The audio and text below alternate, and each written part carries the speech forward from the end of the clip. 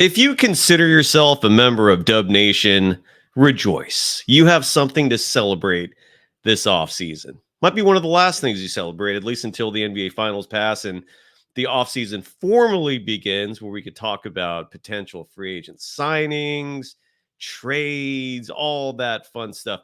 Until then, something good happened to the Warriors. I'm going to share with you what that is. We're also going to analyze Mike Dunleavy Jr.'s first year on the job. Was it good? Was it great? Was it average? What does he have to do next to turn this thing around? We'll break it all down next. This is Locked On Warriors. You are Locked On Warriors, your daily Golden State Warriors podcast. Part of the Locked On Podcast Network, your team every day.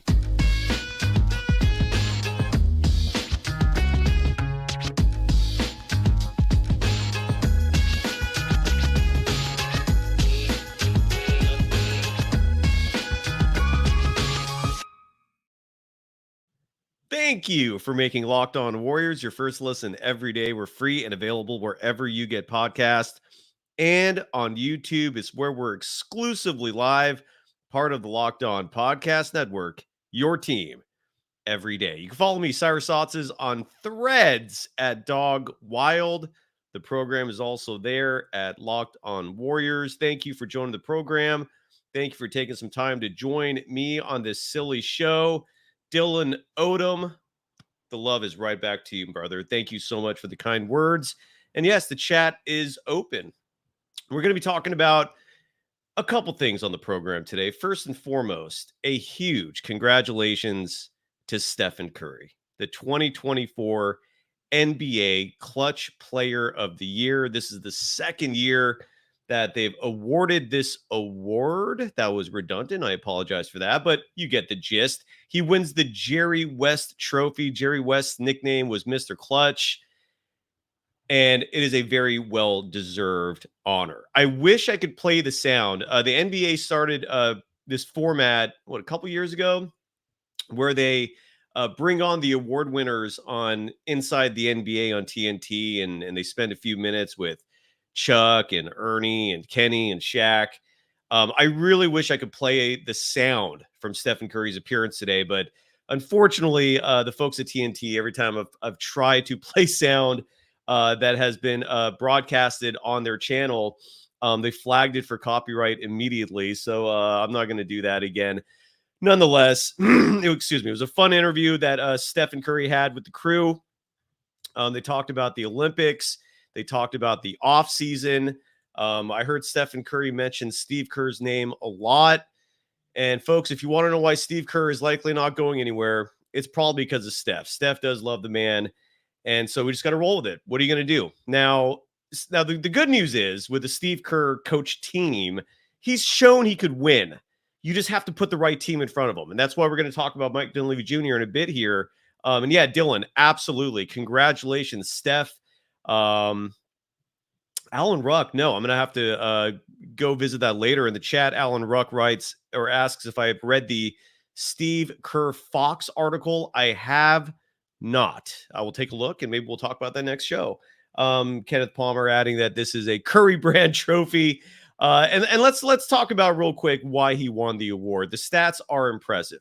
He led all clutch scorers with 189 total points this year. He made 32 three-pointers in clutch situations. Now, in case you're unfamiliar with what the term clutch means, it refers to a game. And again, the Warriors led the NBA in clutch appearances this year. That's how many close games there were. They finished, I believe, with a 500 record. I believe they played 48 clutch games. Considering the NBA season is 82 total, that's a lot. And a clutch game, more specifically, refers to games where the score falls within 5 points, excuse me, with 5 minutes or fewer remaining on the clock. And again, this is the second year that they've issued this award. De'Aaron Fox was the first winner last year. So Steph, again, he scored 189 total points, which led all clutch scores. He made 32 three-pointers, which is absolutely incredible when you think about that. He shot 49.6% from the field. These are all clutch stats this season. He shot 45.7% from three-point range. He shot 95.1% from the free throw line. Those are outstanding percentages. Steph turned 36 this year on March 14th. He made 4 go-ahead shots in the final 10 seconds this season.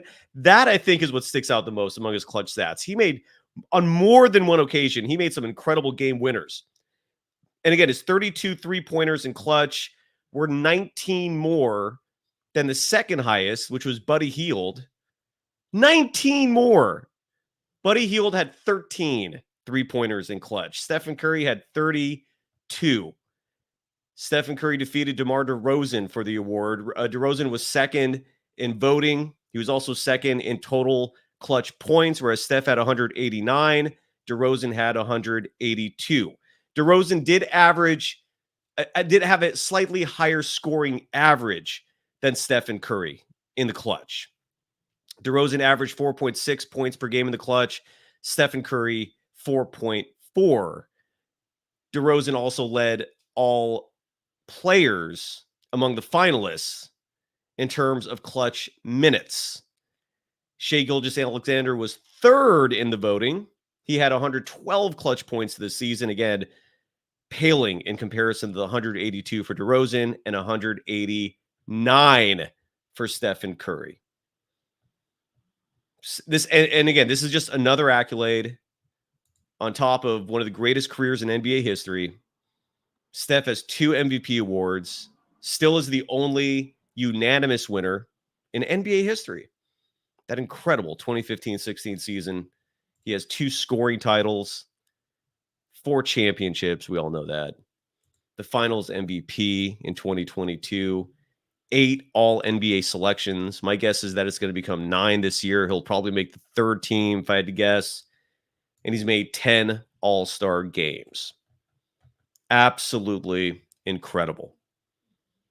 So congratulations to Stephen Curry for winning the Clutch Player of the Year award. And again, he gets the Jerry West Trophy, which is given to the winner of that award. Bravo. Good news. There isn't going to be a lot of that this offseason. Now, when we come back, and Miami Marlin in the chat, again, I'm addressing chat throughout this offseason. Miami Marlin writes, do you think LeBron will try again for the Warriors roster? To be more accurate, I don't know if LeBron ever tried to go to play for the Warriors. I think the way it went down, at least according to Ramona Shelburne's report, and I think Adrian Wojnarowski was also involved in that, the Warriors reached out to LeBron to see if he'd even be interested after they first reached out to the Lakers themselves to see if he would be okay to reach out to LeBron. Now, will that happen again this offseason? Maybe. Who knows? I mean, anything's on the table. Yesterday's show, I talked about the long odds, but still possible scenario of Giannis Antetokounmpo going to the Warriors. Again, don't rule that out. I actually decided to take a gamble and read some of the YouTube comments. I'm always venturing in very dangerous waters doing that. And I had people saying, is this a joke? I think a lot of people who responded negatively were Bucks fans. I don't think they like the idea of Giannis leaving the Bucks, but that don't rule that out is what I'm trying to say. I hope I made the argument clear in yesterday's show. The Warriors have the assets to get a Giannis Antetokounmpo. The Bucks have to first make him available, and before that, Giannis has to express that he no longer wants to be with the Bucks.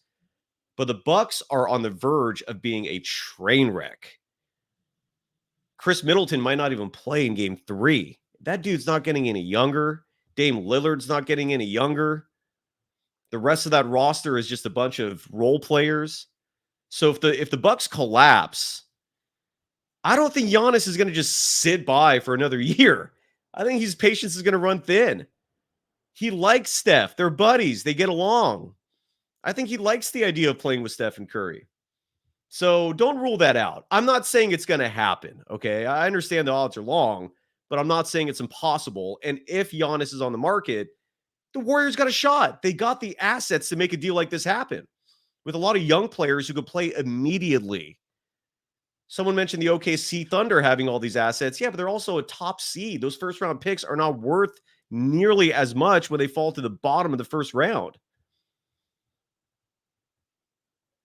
Touch of Madness writes, Giannis under Kerr. Giannis is too big of a superstar for Kerr to have any sort of legitimate impact on him. That's not going to matter.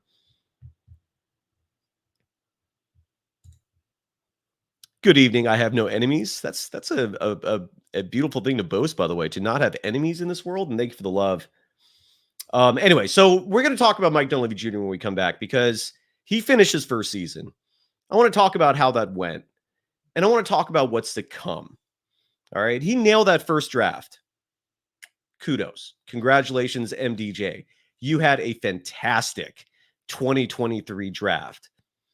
But now the job gets really tough. You're juggling egos. You're juggling age. You're juggling an impatient owner, which I love because he's impatient when it comes to winning, with a coach who's stubborn and who has not shown he can adapt, yet he's still in charge incredibly. Largely, I think more we learned he's Stephen Curry's boy. So as long as Stephen Curry is the priority, it doesn't look like Steve Kerr's going to go anywhere. But Dunleavy Jr. has a huge job ahead of him. Let's talk about it after we give some love to our sponsors today. And first up on the agenda is who is sponsoring our program today? Let's start off with a car commercial. I like car commercials. I like driving. I've driven cross country twice, folks. If you live in the U.S. watching this show, we live in a beautiful country. Get out there and explore it. I went from being a global traveler in my 20s to a road tripper in my 30s, largely because of my dog. Brought him with me everywhere I went. So I love cars. And I used to own a Nissan. I like Nissan. Are you the kind of driver that likes to push things a little further? Or ever wonder what adventure could be around the next corner? Our friends at Nissan have a lineup of SUVs with the capabilities to take your adventure to the next level. The 2024 Nissan Rogue is perfect for city drives and great escapes. Class exclusive Google built-in is your always updating assistant to call on for almost anything. Gone are the days of connecting your phone. Google Assistant, Google Maps, and Google Play Store are built right into the 12.3-inch HD touchscreen infotainment system. The 2024 Rogue is the perfect mid-size crossover for your next adventure. And a car I used to own, a Nissan Pathfinder, I miss that baby. I had some fun times with that ride. The 2024 Nissan Pathfinder has room for up to 8, an expansive cargo capacity, and advanced available 4x4 capability with 284 horsepower and up to 6,000 pounds towing. When adventure calls, the Pathfinder is there to answer. So take the Nissan Rogue, Nissan Pathfinder, or Nissan Armada and go find your next big adventure. Shop NissanUSA.com. And today's episode is also brought to you by that fun game that a lot of us grew up with and still love playing, Monopoly Go. I've been told I've been told that I'm a competitive person. And yeah, I think most of us, if not all of us, have a competitive side. My competitive side is a big fan of Monopoly Go. I'm sure you've heard of it. It's been downloaded over 150 million times. It's a great twist on Monopoly where you play not one, but hundreds of Monopoly boards in crazy locations, building up amazing cities that bring you big money. But the best part is messing with my friends. I can charge them rent on my iconic properties, just like the classic Monopoly. But now I can also heist their vaults of riches for myself. And the leaderboards show me who the biggest Monopoly tycoon is. But it's not just my competitive side that loves it. You can team up with friends and people all around the world in timed tournaments to earn huge rewards. So get in the game, join your friends, download Monopoly Go now, free on the App Store or Google Play.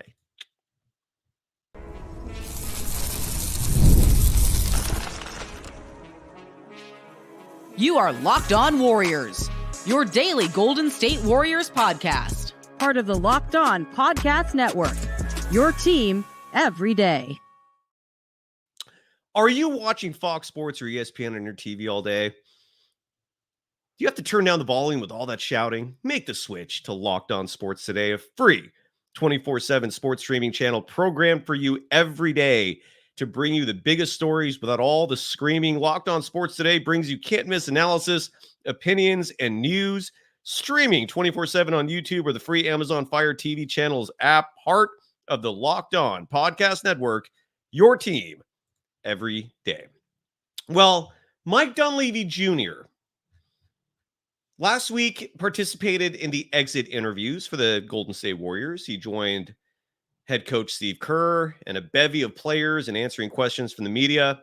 There was one clip that I've not gotten to yet, and it was in regard to Dunleavy talking about any regrets he may or may not have had pertaining to last trade deadline. I think anyone with any form of basketball acumen knew the Warriors should have made a deal. They needed to make a deal. I mean, heck, they finished the 10 seed. Before the play-in tournament was introduced, only the top 8 seeds would make the playoffs. Still do, but now you have a play-in tournament, so you can fall as far as 10 and still make the postseason. 10's not good, though. Falling to 10 does not help in terms of making a deep run in the postseason. And if you watch this program, we were harping on that trade deadline. We thought the Warriors needed to make a move. So someone thankfully asked Mike Dunleavy Jr. about the trade deadline and whether or not he has any regrets. And let's hear what Dunleavy had to say about that. I think knowing what I know now, there's not anything on the table that I would have done or gone through with. I think it was good to see this team out. I think one of the best things about this year, frankly, is there were no catastrophic injuries. There's no, hey, Steph only played 40 games. What would this team be like without him? Thing like that. We know clearly what this team was. It wasn't good enough. And so there's no doubt about that. There's no what ifs. If we had made a move at the deadline, well, maybe that wasn't the right move. What if we had kept this guy or that guy? We answered all those questions. And so now we can move forward with clarity. And but going back on it, no, I feel good about this team. We really put a lot into it before the season started and a lot of thought. I thought it could play multiple ways, pretty versatile defensively, offensively. Did we do those throughout the year? No, but to be able to see that out after the deadline, I thought was important. That's what the feedback I got from the players, the coaching staff. And frankly, we were 27-12, the last half of the season. So I'm good with how, we went after the deadline. Just don't like maybe the earlier part of the season that got us too far behind that we couldn't make up. Now, here's why I don't like now, first of all, he said something which was interesting in there, which is that he admitted that he has no regrets largely because there were no offers that made him have regrets. Meaning there was a possibility he tried to make a move, didn't have any buyers. There was just nothing out there on the table. But again, I hate excuses. I'm not an excuse guy. Excuses are easy to throw out there. I'm all about results. And the reason why I'm not a huge fan of that 27-12 mark that he's boasting in regard to the second half of the season, and why I really hope they don't use that as an excuse for a lack of action, is because that second half of the season for the Warriors featured the weakest opponent's schedule in the NBA.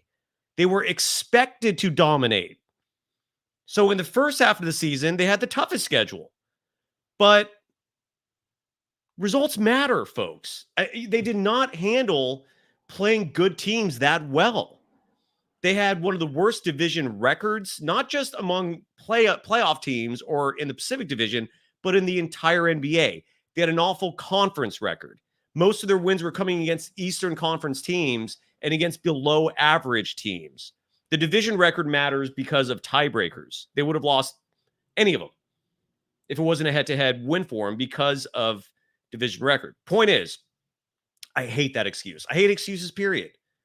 So don't sit here and, don't pee on my leg and tell me it's raining. It's ridiculous. Your team finished as the 10 seed.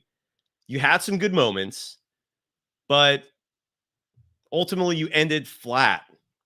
And the biggest thing I can sit here and tell Mike Dunleavy Jr., if my opinion matters at all to him or the Warriors, is this: forge your own path, take control as the GM, and make this team your vision, make this team your identity, and not Steve Kerr's.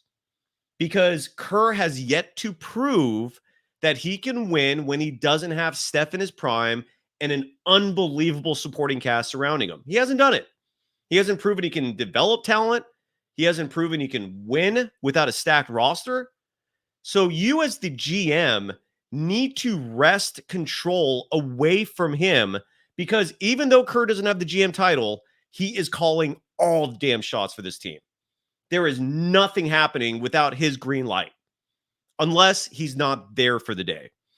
I will forever wonder what happened in the draft in 2021 when Jonathan Kuminga fell to the Warriors, because the plan for the Warriors in that draft, and you shouldn't be surprised hearing this, is that Kerr wanted Josh Giddey. And of course, they were going to get Kerr, the guy he wanted. Josh Giddey was selected one pick ahead of the Warriors by the OKC Thunder at 6. Not expected. A lot of people thought Giddey would fall to the Warriors. That's who the Warriors wanted. Kuminga fell for similar reasons to why Cam Whitmore this last offseason fell to 20. Kuminga fell to 7 when some mocks had him going 1 in one of the deepest drafts in NBA history. So take control of this damn team. Forge your own identity. Stop believing that you need to create a team that's just full of three-point shooters. Size matters. Inside scoring matters. If you worry about spacing, you can get space from an inside presence as much as having multiple shooters out there. That's what an inside-out game is all about. That is my wish, my plea for Mike Dunleavy Jr. You did a hell of a job in last year's draft. Brandon Pajemski could be a star in this game someday. At a bare minimum, an unbelievable starting player. But, and Trace Jackson-Davis, your starting center next year is already set. You better get a good backup, but your starting center is set. So bravo, Mike Dunleavy Jr., in terms of your drafting. But to not move Andrew Wiggins, and what you're going to do about Klay Thompson, the Chris Paul trade, that did not work out, folks. Finishing the 10 seed, missing the playoffs, those are indefensible. You can't say that certain things worked out. Nope. And Chris Paul is going to be 39 years old. So this offseason's on you, Mike, and I hope you deliver. When we come back, real fast, I want to see in the chat. Yeah, in Touch of Madness, you're absolutely right. Bob Myers, a huge reason why he left is because until 2021 or 2022, him and Steve Kerr were on the same path. They shared the same vision. Myers saw what was happening in this game, realized changes needed to be made, and that includes a direction and identity, and Kerr was having none of it. Kerr was saying until the end of the season this team could win a championship. It was a joke at that point. I have no enemies. Again, I'm jealous of you if you have none. Right, it's honestly the main one, lack of length and size. Exactly. That stuff matters. The great news is Kerr finally acknowledged it, but again, he's always late to the party in terms of realizing what changes need to be made. And I have no enemies ads with the Bloomer vibes. Guaranteed if the Warriors got size and length this season, we'd have a totally different conversation right now. I agree. I wholeheartedly agree. I want to share with you to wrap up the show today, who led the team in a bunch of different categories. Why not? Let's revisit who was good on this team and who was not after we pay some bills. And give love to our final sponsor of the day. It's a car-themed day in terms of sponsors. And the next one up is eBay Motors. Where are you, Overlay? Where are you? Where is my graphic? Oh, I can't find one. Oh, there you are. Okay. Passion, drive, and patience. The formula for winning championships, and let's hope the Warriors rediscover that formula, is also what keeps your ride or die alive. eBay Motors has everything you need to maintain your vehicle and level it up to peak performance. Superchargers, roof racks, exhaust kits, LED headlights, and more. Whether you're into speed, power, or style, eBay Motors has you covered. With over 122 million parts for your number one ride or die, you'll always find exactly what you're looking for. And with eBay Guaranteed Fit, your part is guaranteed to fit your ride every time or your money back. Because with eBay Motors, you're burning rubber, not cash. With all the parts you need at the prices you want, it's easy to make your car the MVP and bring home huge wins. Keep your ride or die alive at ebaymotors.com. Eligible items only. Exclusions apply. eBay guaranteed fit only available to U.S. customers.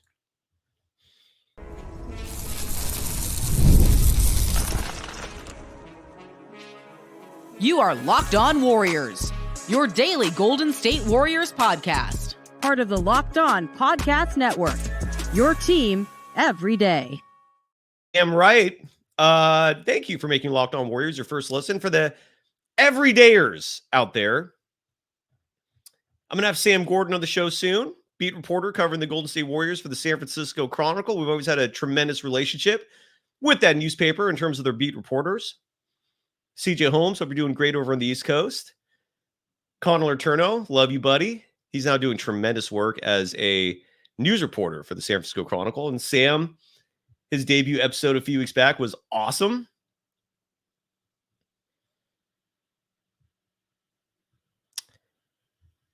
So who led this team this year? I want to add one more thing real fast, by the way. And Mark Jones of ESPN is going to join the program as well. So follow the action. We're on Threads at Locked On Warriors. I'm on Threads at Dog Wild. I also want to say one thing real fast before we talk about and discuss the leaders of the Golden State Warriors this past season. My ethos, my strong belief in this world, especially if you're a member of the media, because I'm old school when it comes to understanding why the press even exists and its value and the correlation between the press and a free democratic society that at least we here in the U.S. live in. So my ethos is transparency. I like to be honest. I like people to understand how things work. That's a belief not shared by everyone. With that said, if you ever ask me a question about anything and I ignore you, it's not intentional. Not every question in this world, not every topic could be touched on or discussed. So I just don't want anyone to take it personally if I ever don't address something with you. Sometimes people just can't for numerous reasons. But it doesn't mean you shouldn't stop trying. And I'll always tell people whatever, I can. And anyways, so the leaders, let me see if there's anything in the chat real fast. Robert Sprague writes, I don't think you take into account they had 5 games they should have won. The absolute would have several more games without a green suspension. Also, Clay, Wiggins, and Looney started the season like trash. Oh, I'm sorry. I didn't know Clay finished the season remarkably. So I guess he didn't have a 0-point performance in that playing game. Andrew Wiggins, that strong finish. He was averaging less than 15 points a game. And again, going back to what I said at the beginning of the show, Robert, excuses are tiring. You can make all the excuses in the world, but the results are what they are. Every team deals with adversity. The Draymond Green situation, you're right. It sucks he got suspended. They're clearly a better team with him, but it doesn't change the fact that even with him, they still finished the 10th seed and couldn't beat Sacramento. Changes are sorely needed for this organization. And then, Robert, you're also right. You keep talking about moving Wiggins. And who do you get to replace him? How about nobody? How about replace him with the players you have on your roster so that instead of they're getting DNPs, they're getting spot minutes, they're getting a full-time opportunity to develop and maybe end up being better than Wiggins. Okay, that his position there is a logjam there. And he also is the second highest paid player on this roster. Move him for nothing and start giving those minutes to Moody. Move him for nothing and go sign a backup center that could actually play. That's my proposal. I can care less what you get back for him. He's a detriment to this team. He was last on the team in net rating for a very good reason. And just the lack of consistency is why I'm totally ready to move on from Wiggins. The dude does not deliver, and especially for the amount of money they're paying him. And there is also a very good reason why he has no trade value. It is incredible that the same people who go, why don't you can't trade him? Who are you going to get back for him? He has no trade value. So what? You want to play him instead? Like a guy who has no trade value? You want him to take minutes? No, put him at the end of the bench. Anyways, yeah, I digress. Your team leaders. Let's start with scoring. Top 5. I'm going to go for all of these. A tie for 5th in scoring this year. Brandon Pajemski and Chris Paul each averaged 9.2 points per game. 4th on the team, Andrew Wiggins, 13.2 points per game. A career low, I might add. 3rd, Jonathan Kuminga, 16.1 points per game. In a breakout year for him, where I hope next season his minutes go up. And we're going to dedicate a whole show to him soon. I'm going to do like a biographical episode so people learn a little more about Jonathan Kuminga. Klay Thompson was 2nd with 17.9 points per game. I believe that is 2nd or 3rd worst in his career. And then Stephen Curry. Dude was exhausted at the end of the season. He played the most overall minutes since 2017 this year. Nice managing of minutes, by the way, on a side note there. He led the team in scoring with 26.4 points per game. Your leaders in rebounding. Number 5, Jonathan Kuminga. A lot of people complained about his rebounding. He took a big leap there. Averaged 4.8 rebounds per game this season. 4th was Trayce Jackson-Davis. Averaged 5 rebounds per game this season. In just 16.6 minutes per game. Dude, Trayce Jackson-Davis is going to be a baller. 3rd was Kevon Looney. If this was his last season, sir, we love you. Hell of a run. 2nd was Brandon Pajemski. Unbelievable rookie. 5.8 rebounds per game. And Draymond Green led the team in rebounding with 7.2. Over in the assist category, Klay Thompson and Dario Saric were tied for 5th with 2.3. Kuminga was just behind him at 2.2. I really don't like when people criticize his passing. That part of his game drastically increased. 4th, Brandon Pajemski at 3.7 assists per game. That number needs to go up for him, given he's a point guard. I mean, naturally. 3rd, Stephen Curry at 5.1. Draymond Green was 2nd on the team in assists with 6.8. And Chris Paul with 6. Well, I'm sorry. Draymond Green was 2nd with 6 assists per game. Chris Paul led the team in assists with 6.8. In a negative category, turnovers. 5th, Chris Paul, 1.3. 4th, Klay Thompson, 1.5.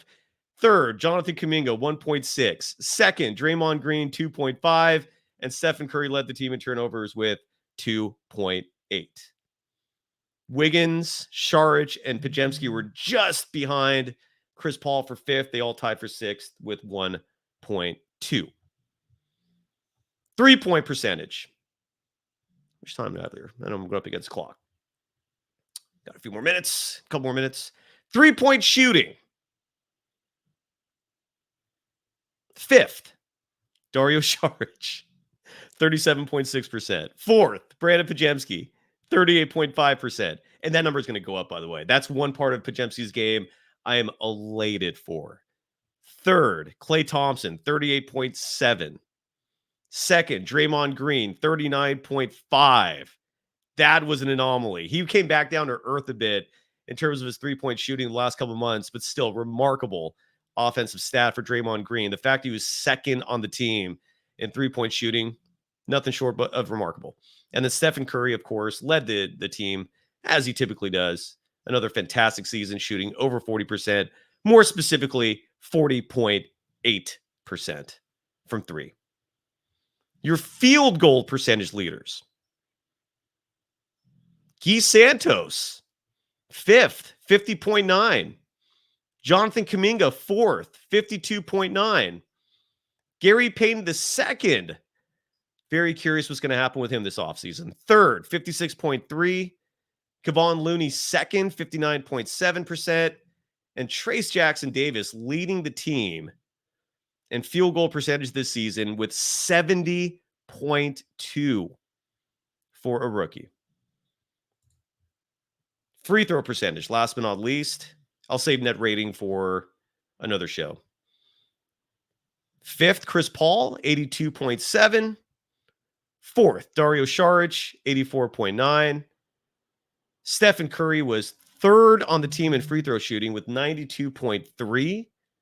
Klay Thompson 2nd at 92.7. And I don't know if Guy Santos should qualify for this, but he led the team incredibly in free throw shooting with 94.1%. Just outside the top 5 was Moses Moody at 78.5%. So there are your leaders. Thanks everyone for joining me. Thanks as always. We'll be doing this again very soon. Congratulations again to Stephen Curry for winning the Clutch Player of the Year award. And Kenneth Palmer, if you're asking, you get a trophy for that, referring to the Clutch Award. I don't know if that's what you're talking about. Yeah, it's the Jerry West Trophy for the Clutch Player of the Year. Thanks, everyone, as always, for joining the program. We'll be back at this very soon. Bye-bye.